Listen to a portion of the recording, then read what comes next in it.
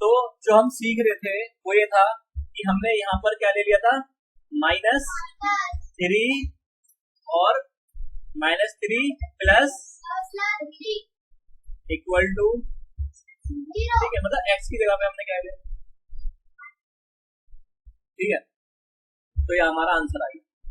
अब हम जो है ना अगला सवाल देखते हैं। अगले सवाल में क्या है, अगला सवाल और भी आसान है, x 25, ठीक है। तो अब देखो यहाँ पर लिखा हुआ है 5, इसे अच्छे तरीके से समझना है। 5x इक्वल टू 25, ठीक है।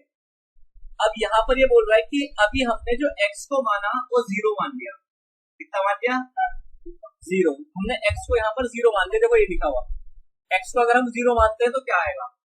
मैंने अभी ये समझाया था कि अगर 5 गुणा 0, क्योंकि देखो x को हमने, देखो जब मैंने ये भी समझाया था कि जब इनके बीच में डायरेक्टली ऐसे होंगे तो क्या होगा, इनके बीच में गुणा का निशान होता है, ठीक है। अब हमने x को 0 मान लिया ना, तो यहाँ पर x था इक्वल टू 25।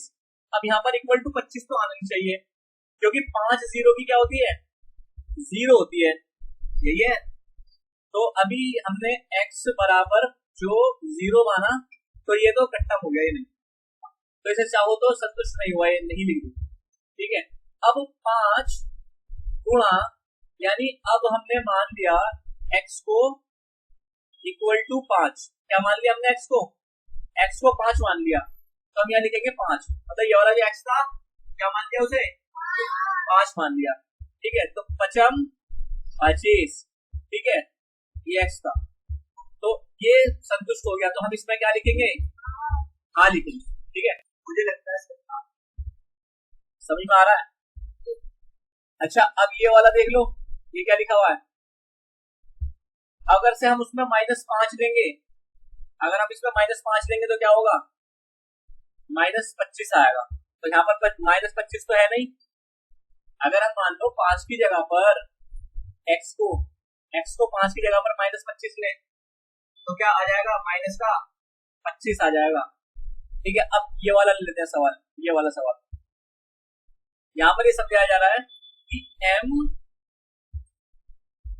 बटा 3 इक्वल टू 2। जब भी बटा लग जाए, देखो ये सवाल देखने में टफ लग रहा होगा, टफ लग रहा है ना देखने में थोड़ा, ये कैसे होगा। जब भी यहाँ बटे में आ जाए कोई भी चीज, तो इसका मतलब होता है भागना। जब भी कोई भी चीज भाग में आ जाए तो उधर पलटकर गुणा में पहुंच जाती है, ठीक है। यानी ये वाला जो 3 है ना, ये वाला 3 दिख रहा है तुम्हें, ये इसका फॉर्मूला होता है, ये वाला 3 तो ही रह जाएगा, ठीक है। ये वाला 3 तो ही रह जाएगा, m तो ही रह जाएगा और 3 उधर पहुंच जाएगा, ठीक है। इसके साथ में